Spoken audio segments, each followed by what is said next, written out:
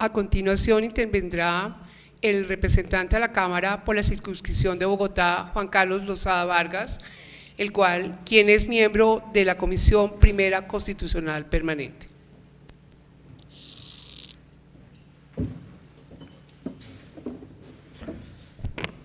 Bueno, muy buenos días a todas y a todos. Un saludo muy especial para la doctora Gloria Ortiz, la presidenta de la Corte, por supuesto también a la magistrada ponente, la doctora Diana Fajardo. Un saludo para todos los miembros de la Corte y por supuesto para todos los intervinientes y la gente que está en el público y en las barras. Saludo especial allá arriba también, que veo a mi profesor de la universidad. Por cuestiones de tiempo yo voy a leer mi intervención y además les pido de una vez disculpas, magistrados, porque al terminar tendré que irme ya que tengo una audiencia pública en la ciudad de Leticia y me dejaría el avión si me quedara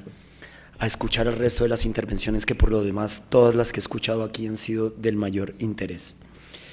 Por supuesto, un saludo para el ministro y para la directora de Parques muy especialmente también.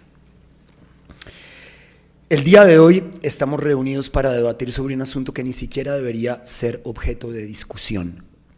el reconocimiento de los animales como sujetos de derechos y la protección de estos derechos a través de las acciones constitucionales. Desde el año 2007 la Corte Constitucional ha venido construyendo una línea jurisprudencial en la que, de forma progresiva,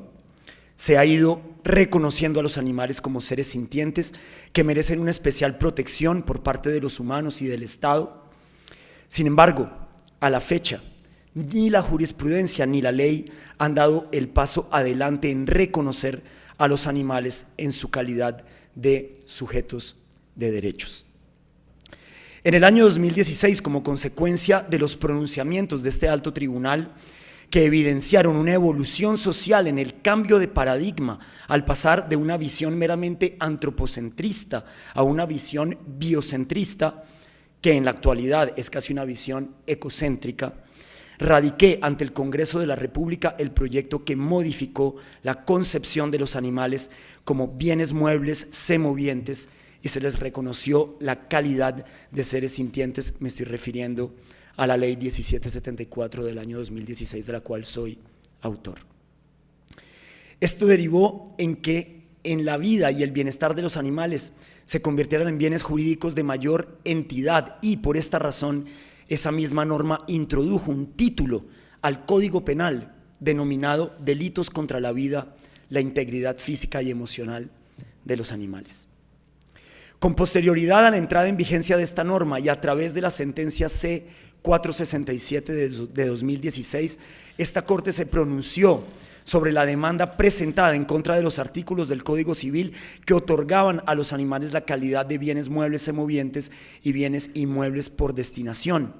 En esa oportunidad, la Corte declaró exequibles las normas referidas e indicó que la protección de los animales se materializaba a través del estudio de cada caso concreto, ya que este ejercicio, y abro comillas, dice la Corte, implica mucho más que una recalificación legal abstracta y exige intervenir variables del orden cultural, patrones alimentarios de vieja data y reconfigurar modelos de producción no susceptibles a ser alterados unilateral y automáticamente.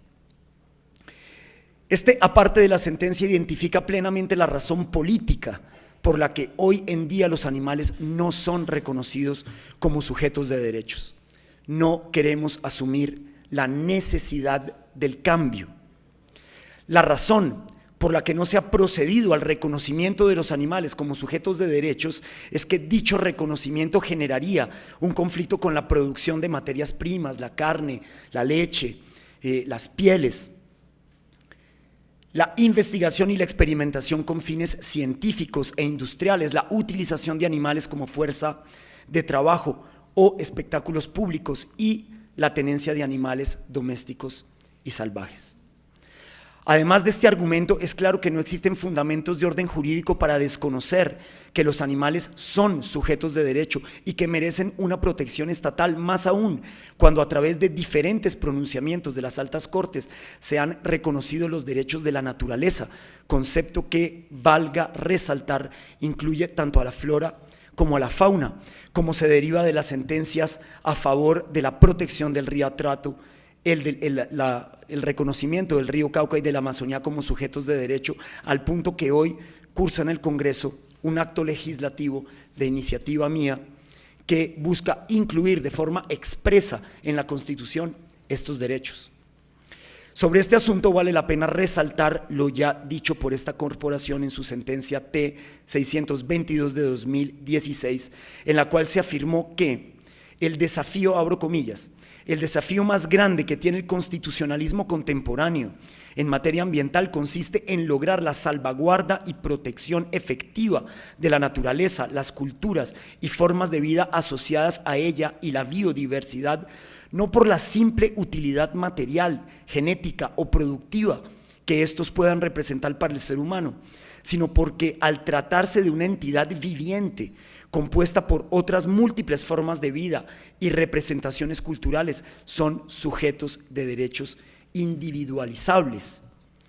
Dicho en otras palabras, la naturaleza y el medio ambiente son un elemento transversal al ordenamiento constitucional colombiano. Su importancia recae, por supuesto, en atención a los seres humanos que la habitan y la necesidad de contar con un ambiente sano para llevar una vida digna y en condiciones de bienestar, pero también en relación a los demás organismos vivos con quienes se comparte el planeta, entendidas como existencias merecedoras de protección en sí mismas. Ahora bien, honorables magistrados, no pretendo en esta intervención equiparar al ser humano con las demás especies. Es claro que existe una diferencia en los derechos que le asisten a los animales, su forma de reconocerlos y protegerlos y los derechos reconocidos a los seres humanos. Pero esto no considero que el reconocimiento de los animales como sujetos de derechos per se implique un cuestionamiento a varias de las costumbres humanas arraigadas en materia de vestuario, alimentación o avances científicos, pues sería muy pretencioso cambiar de la noche a la mañana la percepción de todo un país sobre el trato a los animales. Sin embargo, es innegable que los animales en su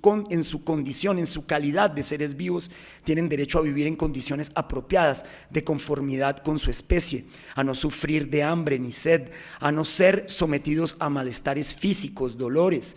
maltratos, ni actos crueles, por supuesto, a no ser sometidos a condiciones de miedo ni estrés. Los animales tienen derecho al menos a tener una muerte indolora, instantánea y sin angustia. Tienen derecho también a manifestar su comportamiento natural, a no sufrir de abandono ni explotación, a recibir la atención veterinaria o el auxilio necesario por parte del hombre en caso de que lo requieran, y a no permanecer en cautiverio con fines de entretenimiento para el hombre. Los animales tienen derecho a que, cuando su cautiverio obedezca a fines loables como la protección de la especie, éste se desarrolle en condiciones apropiadas, como es el caso que nos ocupa el día de hoy. Estas son condiciones mínimas que se derivan del reconocimiento de los animales como seres con los que compartimos el planeta, porque hay que recordar que justamente uno de los fundamentos del cambio de paradigma es comprender que el planeta no nos pertenece a los seres humanos, simplemente hacemos parte de él. En ese sentido, debemos al menos garantizar la preservación, cuidado y respeto de todas las especies animales y vegetales que nos rodean. En este punto es menester señalar que con base en este enfoque, actualmente en el legislativo cursa una iniciativa de acto legislativo que pretende reconocer a los animales como seres sintientes y como sujetos de derecho, como interpretación de la voluntad popular actual, que cada vez es más cercana a esta lucha de protección y bienestar de los animales. Ahora bien, habiendo reconocido estos derechos mínimos, lo lógico es que las instituciones jurídicas, que no son más que un mecanismo inventado por el hombre para garantizar la prevalencia de unas reglas básicas de convivencia, sirvan como medio para proteger estos derechos. Está en nosotros darle el alcance a estas instituciones y reconocerlas como verdaderos instrumentos de la protección de la vida, la libertad y la dignidad en todas sus formas de expresión, no solo en lo que tiene que ver con la vida humana. No podemos pedirle a un animal que radique una acción de tutela y tampoco valdría la pena crear una institución distinta. Tampoco podemos pedirle que radique por sí mismo un habeas corpus, ni es necesario legislar para crear una serie de herramientas jurídicas en pro de los animales que al final tendrán que ser presentadas por los seres humanos. Pero sí podemos reconocer como manifestación de la dignidad humana y del principio de solidaridad que un ser humano que razona y que entiende que este planeta es compartido utilice las instituciones jurídicas para proteger y reivindicar los derechos de seres que también sienten, que también tienen derecho a desarrollarse en condiciones dignas y que la jurisprudencia y la ley deben reconocer de forma apropiada. Por eso, honorables magistrados, creo que esta audiencia y la decisión final que de ella se derive es una oportunidad histórica para reconocer que los animales en sí mismos ostentan derechos y que estos derechos son objeto de protección a través de las acciones constitucionales y legales existentes. Estamos en un momento histórico en el que debemos entender que el planeta es compartido y que es nuestro deber proteger todas las formas de vida. El caso del oso Chucho parece aislado, pero refleja la realidad de millones de animales que por decisiones humanas hoy se han quedado sin hábitat, están al borde de la extinción y están a la merced de las condiciones que los humanos les puedan brindar. Por esto, pero además este no es el único caso, millones de animales sufren la explotación y el maltrato, el abandono y la crueldad por parte del ser humano. Creo que es nuestro deber dar paso hacia el reconocimiento expreso de los derechos de estos seres bajo la misma línea argumentativa usada en los fallos que han reconocido al río Atrato, al río Cauca y a la Amazonía como sujetos de derechos. Abro comillas. La naturaleza no se concibe únicamente como el ambiente y entorno de los seres humanos, sino también como un sujeto con derechos propios que, como tal, deben ser protegidos y garantizados, y los animales como parte de la naturaleza también. Concluyo esta intervención entonces solicitando a ustedes revocar el fallo de instancia en el caso que nos atañe, reconocer la procedibilidad de las acciones constitucionales para proteger los derechos de los animales y aprovechar para proferir un fallo intercommunis en el que se reconozcan de manera expresa a los animales como sujetos de derechos en el ordenamiento jurídico colombiano. Y para finalizar, ya que me quedan 2 minutos, magistrados, me gustaría hacer simplemente una consideración que tiene que ver con algo que aquí dijo un interveniente que me antecedió. Y es que es absolutamente ilógico creer que los seres humanos declaremos los derechos de los animales o la naturaleza sea un acto de antropocentrismo. Es todo lo contrario, porque justamente en el reconocimiento de ese que es enteramente otro, que es el animal, aquel a través del cual se ha de hecho definido el concepto mismo de humano. Fíjese, yo cito aquí al filósofo Giorgio Agamben, que dice que posiblemente hay un precontrato social en la definición de la animalidad del humano, porque esa definición de cuál es el límite donde termina la animalidad del humano y empieza su humanidad, y hasta dónde va la propia animalidad de ese enteramente otro con respecto a nuestra propia humanidad, es un concepto fundante de todas las instituciones del Estado, porque está antes del contrato social mismo. Luego, esa idea de humano versus animal, o hasta dónde va la propia animalidad del humano, es un concepto que termina convirtiéndose en derecho y en instituciones. Luego, este no es un tema simplemente de cuál es la definición del animal, sino de cuál es el rol mismo del ser humano. Y por lo tanto, por supuesto que somos nosotros quienes dictamos estas reglas que nosotros mismos hemos creado,